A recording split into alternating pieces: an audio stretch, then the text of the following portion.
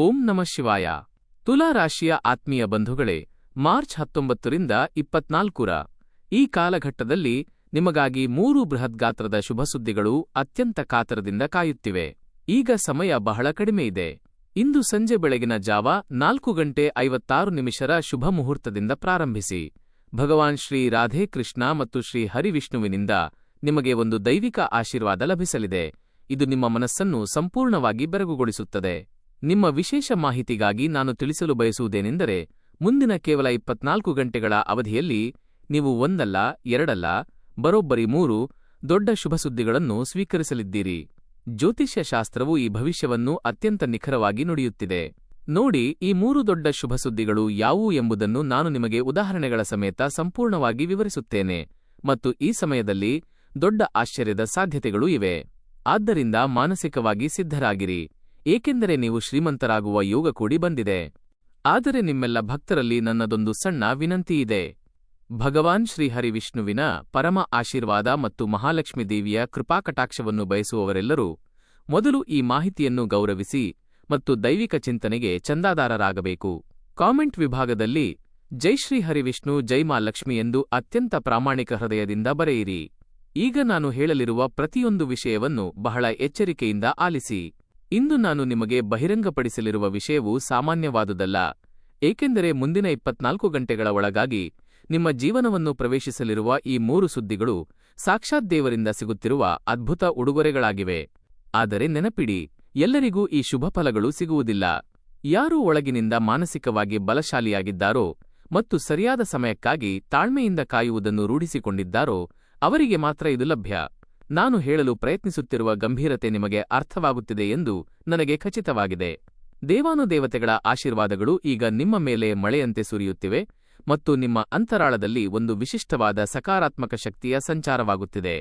ಈಗ ನಿಮ್ಮ ಕನಸುಗಳು ನನಸಾಗುವುದನ್ನು ತಡೆಯಲು ಈ ಜಗತ್ತಿನಲ್ಲಿ ಯಾರಿಂದಲೂ ಸಾಧ್ಯವಿಲ್ಲ. ಹಾಗಾದರೆ ಆ ಬಹುನಿರೀಕ್ಷಿತ ಒಳ್ಳೆಯ ಸುದ್ದಿಗಳು ಏನು ಎಂದು ನೀವು ಆಶ್ಚರ್ಯಪಡುತ್ತಿರಬಹುದು. ಎಚ್ಚರಿಕೆಯಿಂದ ಕೇಳಿ. ಇದು ನಿಮ್ಮ ಬಹಳ ದಿನಗಳಿಂದ ಬಾಕಿ ಉಳಿದಿರುವ ಮನೆಗೆಲಸದ ಬಗ್ಗೆ ಅಥವಾ ಕಚೇರಿಯ ಪ್ರಮುಖ ಕೆಲಸದ ಬಗ್ಗೆ ಇರಲಿದೆ. ನಿಮ್ಮದೇ ಆದ ಸುಂದರ ಮನೆಯನ್ನು ಸಿದ್ಧಪಡಿಸಿ ಅತೀ ಕಡಿಮೆ ಸಮಯದಲ್ಲಿ ಅದ್ಧೂರಿ ಗೃಹಪ್ರವೇಶ ಸಮಾರಂಭವನ್ನು ಮಾಡುವುದು ನಿಮ್ಮ ಬಹುದೊಡ್ಡ ಕನಸಾಗಿತ್ತು. ಆದರೆ ನೀವು ಈ ಹಿಂದೆ ಊಹಿಸಿದಂತೆ ಆ ಕನಸನ್ನು ನನಸಾಗಿಸಲು ನಿಮ್ಮ ಬಳಿ ಆರ್ಥಿಕವಾಗಿ ಸಾಕಷ್ಟು ಹಣವಿರಲಿಲ್ಲ. ಆದರೆ ನಾನು ನಿಮಗೆ ಸತ್ಯವನ್ನು ಹೇಳಲು ಇಲ್ಲಿಗೆ ಬಂದಿದ್ದೇನೆ. ನೋಡಿ, ಇದ್ದಕ್ಕಿದ್ದಂತೆ ಪರಿಸ್ಥಿತಿಗಳು ನಿಮ್ಮ ಪರವಾಗಿ ಕೆಲಸ ಮಾಡಲು ಪ್ರಾರಂಭಿಸುತ್ತವೆ. ಯಾವುದೋ ಒಂದು ಅದೃಶ್ಯ ದೈವಿಕ ಶಕ್ತಿಯು ನಿಮ್ಮ ಹಾದಿಯಲ್ಲಿರುವ ಅಡೆತಡೆಗಳನ್ನು ತೆರವುಗೊಳಿಸುತ್ತಿರುವಂತೆ ನಿಮಗೆ ಭಾಸವಾಗುತ್ತದೆ ಮತ್ತು ಇದನ್ನೇ ವಿಷ್ಣುವಿನ ಪವಾಡ ಎಂದು ಕರೆಯಲಾಗುತ್ತದೆ. ನಿಮ್ಮ ದೀರ್ಘಕಾಲದ ಸಾಲಗಳು ಈಗ ತೀರುವ ಹಂತಕ್ಕೆ ತಲುಪಿವೆ. ನಿಮ್ಮಲ್ಲಿ ಒಂದು ಹೊಸ ಬಗೆಯ ವಿಶ್ವಾಸ ಮೂಡಲಿದೆ. ಆದ್ದರಿಂದ ಒಂದು ದೊಡ್ಡ ಆಚರಣೆಗೆ ಸಿದ್ಧರಾಗಿರಿ. ಸಾಕ್ಷಾತ್ ಭಗವಂತನಿಂದ ಒಂದು ದೊಡ್ಡ ಉಡುಗೊರೆ ನಿಮಗಾಗಿ ಕಾಯುತ್ತಿದೆ. ಸ್ನೇಹಿತರೆ, ಕೆಲವೊಮ್ಮೆ ನಮ್ಮ ಜೀವನದಲ್ಲಿ ಅಂತಹ ಕಠಿಣ ಕ್ಷಣಗಳು ಬರುತ್ತವೆ. ಅವುಗಳನ್ನು ನಾವು ಮರೆಯಲು ಬಯಸಬಹುದು, ಆದರೆ ಮರೆಯಲು ಸಾಧ್ಯವಾಗುವುದಿಲ್ಲ. ಆದರೆ ಈಗ ನಿಮ್ಮ ಜೀವನದಲ್ಲಿ ಅಂತಹ ಅದ್ಭುತ ಘಟನೆಗಳು ಸಂಭವಿಸಲಿವೆ ಮತ್ತು ಆ ಸಂತೋಷಗಳು ಎಷ್ಟು ದೊಡ್ಡದಾಗಿರುತ್ತವೆ ಎಂದರೆ ನೀವು ಅವುಗಳನ್ನು ಜೀವನದ ಉದ್ದಕ್ಕೂ ದೀರ್ಘಕಾಲ ನೆನಪಿಸಿಕೊಳ್ಳುತ್ತೀರಿ. ಈ ಮೊದಲ ಒಳ್ಳೆಯ ಸುದ್ದಿಯನ್ನು ನಿಮ್ಮ ಮನಸ್ಸಿನಲ್ಲಿ ಭದ್ರವಾಗಿಟ್ಟುಕೊಳ್ಳಿ, ಏಕೆಂದರೆ ಇದು ಅತ್ಯಂತ ಪ್ರಮುಖವಾದ ಬದಲಾವಣೆಯಾಗಿದೆ. ಇನ್ನು ಎರಡನೇ ಒಳ್ಳೆಯ ಸುದ್ದಿಯನ್ನು ಕೂಡ ಅಷ್ಟೇ ಎಚ್ಚರಿಕೆಯಿಂದ ಆಲಿಸಿ. ಹಣಕಾಸಿಗೆ ಸಂಬಂಧಿಸಿದ ಜಟಿಲ ಸಮಸ್ಯೆಗಳು ನಿಮ್ಮನ್ನು ಬಹಳ ಸಮಯದಿಂದ ಕಾಡುತ್ತಿವೆ ಮತ್ತು ನಿಮ್ಮ ಅನೇಕ ಕೆಲಸಗಳು ಕೇವಲ ಹಣದ ಕಾರಣದಿಂದಾಗಿ ಸ್ಥಗಿತಗೊಂಡಿದ್ದವು. ಹಣದ ಕೊರತೆಯಿಂದಾಗಿ ನಿಮ್ಮ ಉನ್ನತ ಕನಸುಗಳು ನನಸಾಗುತ್ತಿರಲಿಲ್ಲ.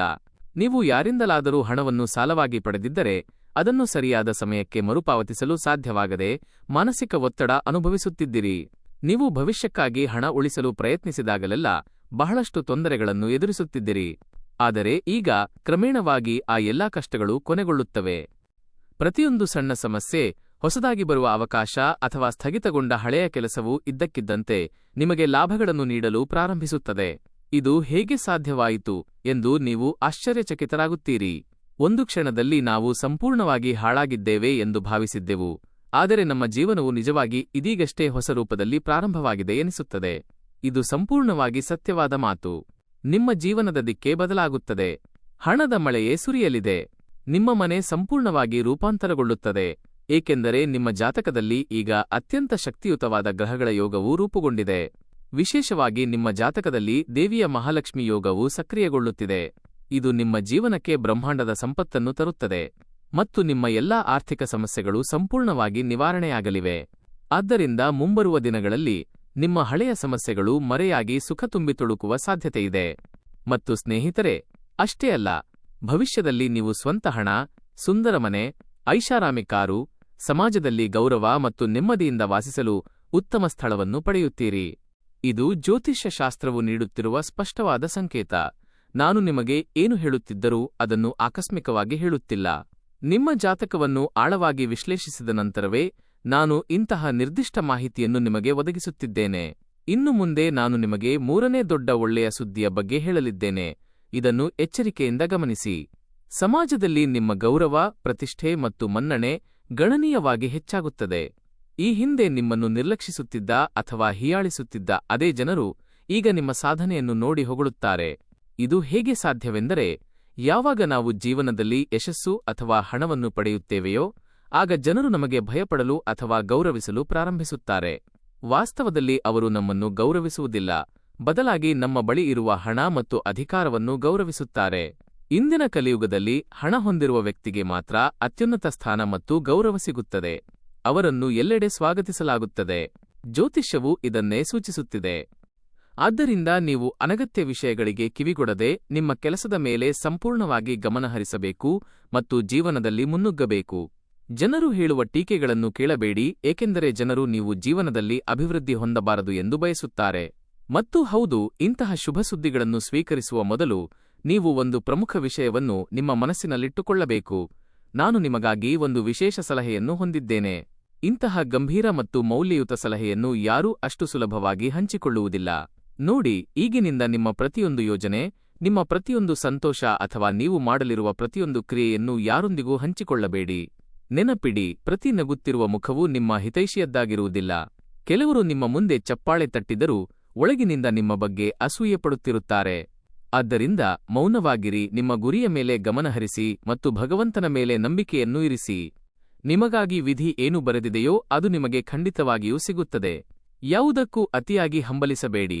ನಿಮಗಾಗಿ ಯಾವುದು ಉದ್ದೇಶಿಸಲಾಗಿದೆಯೋ ಅದು ಎಲ್ಲಾ ಕಷ್ಟಕರ ಸಂದರ್ಭಗಳಲ್ಲೂ ನಿಮ್ಮನ್ನು ಹುಡುಕಿಕೊಂಡು ಬರುತ್ತದೆ. ನನಗೆ ಸಿಗಬೇಕಾದ್ದು ಖಂಡಿತವಾಗಿಯೂ ಸಿಗುತ್ತದೆ ಮತ್ತು ನನಗೆ ಸೇರದ್ದನ್ನು ನಾನು ಎಷ್ಟೇ ಪ್ರಯತ್ನಿಸಿದರೂ ಅದು ಬಂದು ಹೋಗುತ್ತದೆ. ಜ್ಯೋತಿಷ್ಯದ ಈ ಚಿಹ್ನೆಗಳು ಸಾಕಷ್ಟು ಸ್ಪಷ್ಟವಾಗಿವೆ. ಮುಂಬರುವ ಸಮಯವು ನಿಮಗೆ ಮಹಾನ್ ಅದೃಷ್ಟವೆಂದು ಸಾಬೀತುಪಡಿಸಬಹುದು. ಸ್ನೇಹಿತರೆ, ಒಂದು ವಿಷಯ ನೆನಪಿಡಿ, ಸಮಯವು ಬದಲಾಗಲು ಕ್ಷಣ ಮಾತ್ರ ಸಾಕು. ನೀವು ಕೇವಲ ಸರಿಯಾದ ಕ್ಷಣಕ್ಕಾಗಿ ಕಾಯಬೇಕು ಮತ್ತು ಅದೃಷ್ಟವು ನಿಮಗೆ ಅನುಕೂಲಕರವಾದಾಗ ಇಡೀ ಜೀವನವೇ ತಿರುಗುತ್ತದೆ. ಅಂತಹ ಸುವರ್ಣ ಸಮಯವು ನಿಮಗೆ ಈಗಾಗಲೇ ಪ್ರಾರಂಭವಾಗಿದೆ. ಈಗ ನಿಮ್ಮ ಯಶಸ್ಸಿನ ಧ್ವನಿ ನಿಮ್ಮ ಶತ್ರುಗಳ ಮನೆಗಳಲ್ಲಿಯೂ ಸಹ ಪ್ರತಿಧ್ವನಿಸುತ್ತದೆ. ಇಂದು ನಿಮ್ಮನ್ನು ನೋಡಿ ಅಪಹಾಸ್ಯ ಮಾಡುತ್ತಿರುವ ಜನರು ಮುಂದಿನ ದಿನಗಳಲ್ಲಿ ನಿಮ್ಮ ಯಶಸ್ಸನ್ನು ನೋಡಿ ನಿಮ್ಮನ್ನು ಅನುಕರಿಸಲು ಪ್ರಾರಂಭಿಸುತ್ತಾರೆ. ಯಶಸ್ಸು ಸಾಧಿಸುವವರೆಗೆ ಜಗತ್ತು ನಿಮ್ಮನ್ನು ಗುರುತಿಸುವುದಿಲ್ಲ. ಆದರೆ ಒಮ್ಮೆ ನೀವು ಯಶಸ್ವಿಯಾದರೆ ನಿಮ್ಮ ಶತ್ರುಗಳ ಮನೆಯಲ್ಲೂ ನಿಮ್ಮ ಹೊಗಳಿಕೆ ಪ್ರಾರಂಭವಾಗುತ್ತದೆ. ಹೆಚ್ಚಿನ ಮಾಹಿತಿಗಾಗಿ ಈ ಸಮಯವು ಮಾ ಲಕ್ಷ್ಮಿ ಯೋಗವನ್ನು ರೂಪಿಸಿದೆ ಎಂದು ನಾನು ನಿಮಗೆ ಹೇಳುತ್ತೇನೆ. ಈ ಯೋಗದ ಪ್ರಯೋಜನಗಳು ಮತ್ತು ಕೆಲವು ಸಣ್ಣ ಅನಾನುಕೂಲಗಳ ಬಗ್ಗೆಯೂ ನೀವು ತಿಳಿದಿರಬೇಕು. ಒಂದು ವೇಳೆ ನಿಮಗೆ ತಿಳಿದಿಲ್ಲದಿದ್ದರೆ ಚಿಂತಿಸಬೇಡಿ, ಈ ಮಾಹಿತಿಯ ಮೂಲಕ ನಾನು ನಿಮಗೆ ವಿವರಿಸುತ್ತೇನೆ. ಸದಾ ದೈವಿಕ ಚಿಂತನೆಯಲ್ಲಿರಿ ಮತ್ತು ಕಾಮೆಂಟ್ ವಿಭಾಗದಲ್ಲಿ ಹರ್ ಹರ್ ಮಹಾದೇವ್ ಅಥವಾ ಜೈ ಶ್ರೀ ಹರಿವಿಷ್ಣು ಎಂದು ಬರೆಯುವುದನ್ನು ಮರೆಯಬೇಡಿ.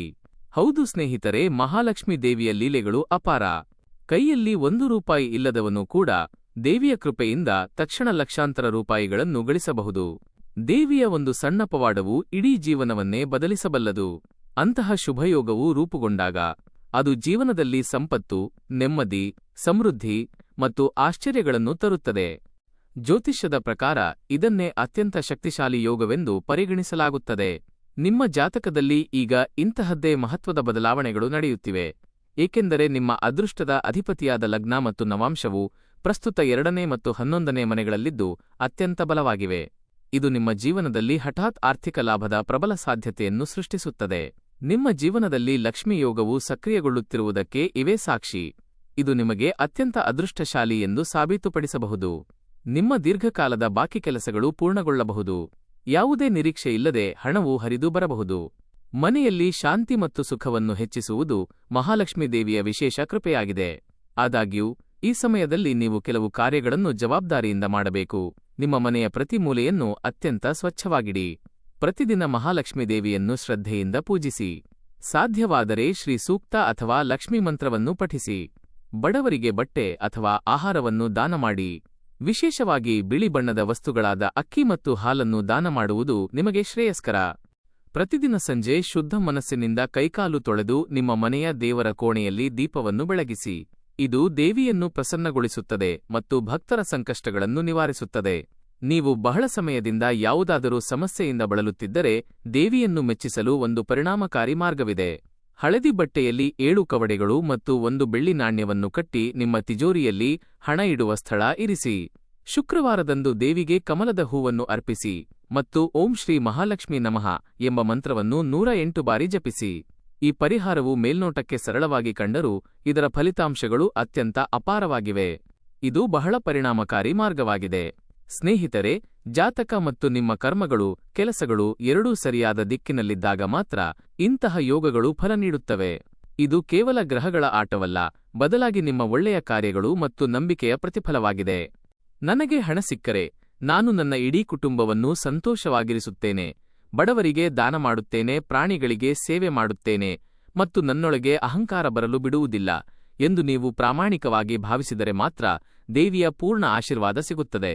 ಭಗವಾನ್ ವಿಷ್ಣು ಕೂಡ ನಿಮ್ಮ ಮೇಲೆ ದಯೆ ತೋರುತ್ತಿದ್ದಾನೆ ಮತ್ತು ನಿಮ್ಮ ಎಲ್ಲಾ ಸಮಸ್ಯೆಗಳನ್ನು ನಿವಾರಿಸುತ್ತಾನೆ. ಸ್ನೇಹಿತರೆ, ಇತ್ತೀಚಿನ ದಿನಗಳಲ್ಲಿ ಸಮಯವು ಸ್ವಲ್ಪ ಕಷ್ಟಕರವೆಂದು ತೋರಿದರೂ ನಿಮ್ಮ ಕಠಿಣ ಪರಿಶ್ರಮ ಮಾತ್ರ ಫಲ ನೀಡುತ್ತದೆ. ನೀವು ಬೇರೆಯವರನ್ನು ಅವಲಂಬಿಸಿ ಜೀವನ ನಡೆಸಬಹುದು ಎಂದು ಭಾವಿಸಿದರೆ ಅದು ಅಸಾಧ್ಯ. ಇಂದು ಯಾರೂ ಯಾರಿಗೆ ಸಹಾಯ ಮಾಡುವುದಿಲ್ಲ, ಏಕೆಂದರೆ ಪ್ರತಿಯೊಬ್ಬರ ಜೀವನವು ಒತ್ತಡದಿಂದ ಕೂಡಿದೆ ಮತ್ತು ಅಸೂಯೆ ಕೂಡ ಹೆಚ್ಚಾಗಿದೆ. ಆದರೆ ನಿಮ್ಮ ಪರಿಶ್ರಮದ ಮೂಲಕ ನೀವು ಎಲ್ಲರಿಗಿಂತ ಮುಂದೆ ಹೋಗುತ್ತೀರಿ ಎಂಬ ವಿಶ್ವಾಸ ನನಗಿದೆ. ಜ್ಯೋತಿಷ್ಯದ ಈ ಸುಳಿವುಗಳನ್ನು ಆಧರಿಸಿ ನಾನು ನಿಮಗೆ ಸತ್ಯವನ್ನು ಬಹಿರಂಗಪಡಿಸುತ್ತಿದ್ದೇನೆ. ಮುಂದೆ ನಾನು ಪ್ರಮುಖ ವಿಚಾರಗಳನ್ನು ಹಂಚಿಕೊಳ್ಳಲಿದ್ದೇನೆ, ಅವನ್ನು ನಿರ್ಲಕ್ಷಿಸಬೇಡಿ. ನಿಮ್ಮ ಜೀವನವು ಸಂತೋಷದಾಯಕವಾಗಿರಲು ಕುಟುಂಬದ ಬೆಂಬಲವನ್ನು ಪಡೆಯಿರಿ. ಇದು ನಿಮ್ಮ ಕೆಲಸದ ವೇಗವನ್ನು ಹೆಚ್ಚಿಸುತ್ತದೆ. ಭೂಮಿಗೆ ಸಂಬಂಧಿಸಿದ ಲಾಭಗಳ ಸಾಧ್ಯತೆಯೂ ಹೆಚ್ಚಿದೆ. ಇಂದು ನಿಮ್ಮ ಸರಿಯಾದ ನಿರ್ಧಾರಗಳು ಪ್ರಗತಿಗೆ ದಾರಿ ಮಾಡಿಕೊಡುತ್ತವೆ. ಕೆಲಸದ ಗುಣಮಟ್ಟವನ್ನು ಕಾಪಾಡಿಕೊಳ್ಳಿ. ಜನರು ನಿಮ್ಮ ಬಗ್ಗೆ ಏನು ಹೇಳಿದರೂ ಶಾಂತವಾಗಿರಿ. ಮನೆಯ ಸದಸ್ಯರ ಕಡೆಗೂ ಗಮನಹರಿಸಿ, ಇಲ್ಲದಿದ್ದರೆ ಅವರು ಅಸಮಾಧಾನಗೊಳ್ಳಬಹುದು. ವ್ಯಾಪಾರದಲ್ಲಿ ಹೊಸ ಪಾಲುದಾರಿಕೆಯ ಪ್ರಸ್ತಾಪ ಬರಬಹುದು. ಹಿರಿಯರ ಆರೋಗ್ಯದ ಬಗ್ಗೆ ಕಾಳಜಿ ಇರಲಿ, ವಿಶೇಷವಾಗಿ ಮೊಣಕಾಲು ನೋವು ಅಥವಾ ಒತ್ತಡದ ಸಮಸ್ಯೆಗಳಿದ್ದರೆ ಗಮನಿಸಿ. ನಾಳೆಯ ಬೆಳಗಿನ ಆರಂಭವು ನಿಮಗೆ ಹೊಸ ಉತ್ಸಾಹವನ್ನು ತರುತ್ತದೆ. ನಿಮ್ಮ ಆಸ್ತಿ ಖರೀದಿ ಯೋಜನೆಗಳು ಕಾರ್ಯರೂಪಕ್ಕೆ ಬರಲಿವೆ. ಬಡವರಿಗೆ ಆಹಾರ ದಾನ ಮಾಡುವುದರಿಂದ ವಿಷ್ಣುವಿನ ವಿಶೇಷ ಕೃಪೆ ಸಿಗುತ್ತದೆ. ನಿಮ್ಮ ಗುರಿಯ ಮೇಲೆ ದೃಢವಾಗಿರಿ. ಯುವಕರು ತಮ್ಮ ಶಕ್ತಿಯನ್ನು ಸಕಾರಾತ್ಮಕವಾಗಿ ಬಳಸಿಕೊಳ್ಳಿ. ಮಾತಿನಲ್ಲಿ ಮಾಧುರ್ಯವಿರಲಿ, ಇಲ್ಲದಿದ್ದರೆ ಸಂಬಂಧಗಳು ಬಿಗಡಾಯಿಸಬಹುದು. ಆಸ್ತಿ ವಿಚಾರದಲ್ಲಿ ಸಹೋದರರೊಂದಿಗೆ ಜಗಳವಾಡಬೇಡಿ. ಮೂರನೇ ವ್ಯಕ್ತಿಯನ್ನು ಮಧ್ಯಪ್ರವೇಶಿಸಲು ಬಿಡಬೇಡಿ. ಅಹಂಕಾರವನ್ನು ಬದಿಗಿಟ್ಟು ಪ್ರೀತಿಪಾತ್ರರೊಂದಿಗೆ ಬದುಕಲು ಕಲಿಯಿರಿ. ಜೀವನದಲ್ಲಿ ಬದಲಾವಣೆ ಅನಿವಾರ್ಯ. ಹಳೆಯ ಹೊರೆಗಳಿಂದ ಮುಕ್ತರಾಗಿ. ನಿಮ್ಮ ಒಳ್ಳೆಯ ಒಡನಾಡಿಗಳು ನಿಮ್ಮನ್ನು ಬೆಂಬಲಿಸಿದಾಗ ನೀವು ವಿಶಿಷ್ಟವಾದುದನ್ನು ಸಾಧಿಸುವಿರಿ. ಈ ಮಾಹಿತಿಯ ಮೂಲಕ ನಾನು ನಿಮಗೆ ಎಲ್ಲವನ್ನೂ ವಿವರಿಸಿದ್ದೇನೆ. ಯಾವುದೇ ಸಂದೇಹವಿದ್ದರೆ ಕೇಳಿ. ಅಲ್ಲಿಯವರೆಗೆ ನಿಮ್ಮ ಬಗ್ಗೆ ಕಾಳಜಿ ವಹಿಸಿ. ಶುಭ ದಿನ. ಧನ್ಯವಾದಗಳು.